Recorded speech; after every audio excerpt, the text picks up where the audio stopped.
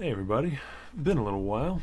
Sorry about the lack of videos lately, but no need to ruminate on that. Let's get into this one here. So I finished pretty much everything I wanted to do on softcore this league. I got not quite 3640 challenges. I still have that left to complete. We're going to be working on that on hardcore. But I got to level 100 on my Scourgeo build, again, for the second league in a row. Really enjoyed that character. And pushed to depth 1000, as well as doing lots of different Uber Elders, kills, lots of different other bossing, pure breach stones, that sort of thing. Experienced the fullest extent of the league. I was close to the point of getting burnt out on the game when I decided to give hardcore a try. Started the league over afresh, had a league start experience again, which is one of the most enjoyable parts of the league for me, struggling with basically nothing, trying to push forwards, but amplified by the fact that I was in hardcore and had to take every step very cautiously. It's been about 4 or 5 days since I did that. I've pushed my way, I think 5 days, yeah, 5 instead of 4. I pushed my way into the Atlas. We've gotten pretty decently far, farther than I expected without dying. Breaking into T15 is going to be doing Guardians tomorrow. And my goal with this build is to kill a few bosses, because while I've leveled in hardcore before, I've done races in hardcore, I've pushed all the way as far as 98, I've never actually done endgame bossing in hardcore. I've never done Guardians, never done Shapers, certainly never Uber Elder, and I want to start taking some of those guys down. It'd be fun. This character may very well die in some of the first few attempts. We'll see. But let me walk you guys through the character that I've chosen for that effort. This is a Champion Herald of Agony build. For those of you not familiar with Herald of Agony, it was added back in Delve League. It's a really interesting skill gem. Doesn't quite work like most others in the game. Certainly none before that point. The only one you could compare it to is one added alongside it in the form of Herald of Purity. But effectively, how it works is it gives you some stuff like chance to poison on hit and more poison damage, but also when you poison enemies, you gain stacks of virulence. Those stacks of virulence are then going to allow you to summon an agony crawler, which is a little scorpion fella, and that follows you around firing off projectiles and doing some pretty massive damage. As you can see, for each stack of virulence you have, you get 63 to 117 added physical damage. That is with a level 23 Herald of Agony. This helmet has plus 3 minion gems, and it's level 20 gem. But effectively, because of the massive amount of flat physical you get for the crawler, as well as attack speed and fizz damage, percent fizz damage per virulence that you have, and the fact that your virulence caps out at 40, which is quite a high number, you really don't need much damage from other sources. You just need some means of reliably stacking virulence in even single target situations, so even just against a single enemy, which for this build I've gone with a Quill Rain and Rain of Arrows, which is also serving to curse enemies with projectile weakness and debuff them with Withering Touch, but we'll get to that in a moment. And then you're good. All of the stats that you need for damage are going to come from a leveled Herald of Agony. As many levels as you can squeeze into it, the better. Obviously, I'm going to want a 21 gem eventually, just haven't quite gotten my hands on that yet. And I've gone for Champion for a few reasons. There's a lot of different choices you can go for with Herald of Agony. It's one of the most flexible skill gems in the game.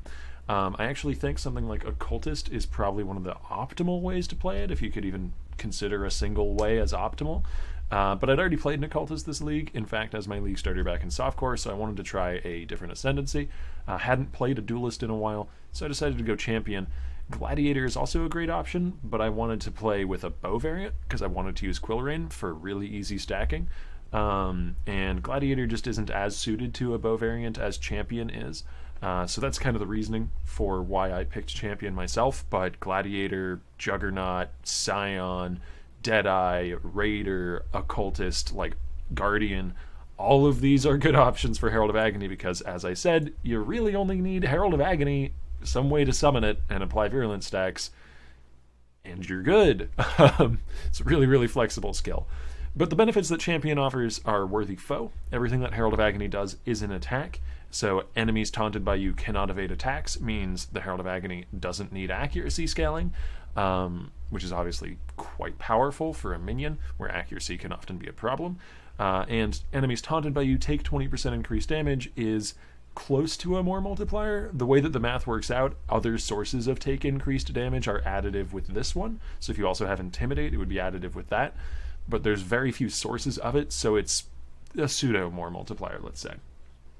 Conqueror as well is 6% reduced damage taken, because I will always have taunted an enemy recently, as well as 2% life regen, and the source of my taunt for Worthy Foe And then we just get Fortify all the time on a bow build, which is great. Until I had Uber Lab, I went for Inspirational because Unstoppable Hero is useless without Fortitude, but eventually I did spec over into Fortitude. That, alongside Dread Banner for scaling effect of Fortify, makes Fortitude by itself a very powerful defensive tool, and then we can stack that on top of having Phase Acrobatics, on top of having reduced damage taken from everything because of Conqueror, on top of, powerful flasks, even Pantheon powers like Lunaris giving more Fizz mitigation, and you end up with a very tanky boy because you can put your Herald of Agony into the helmet like I've done for plus gems and a minion damage support effect, and then not need a 6-link and go Calm's Heart, and not need a 6-link in the Quarian either, which is just nice for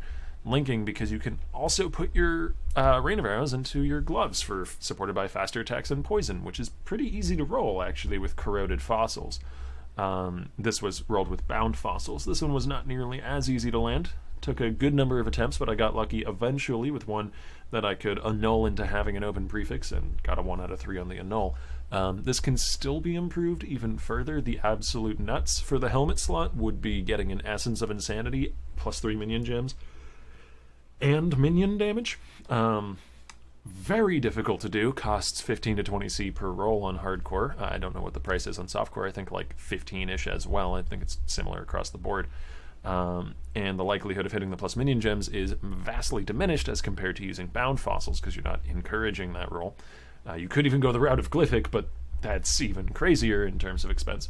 But yeah, most of your build is this item here and this gem here, and then just stacking attack speed and stacking poison chance.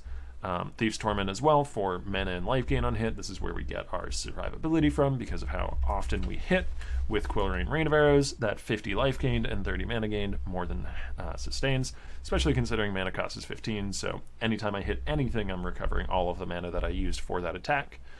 And the rest of the gear is just kind of life and res. Again, you don't really need all that much in the way of fancy special stuff. If you want to dig into the specifics, I'll have a path to building in the description below, but I figured I'd just put this video out there to get you guys updated on what I'm up to.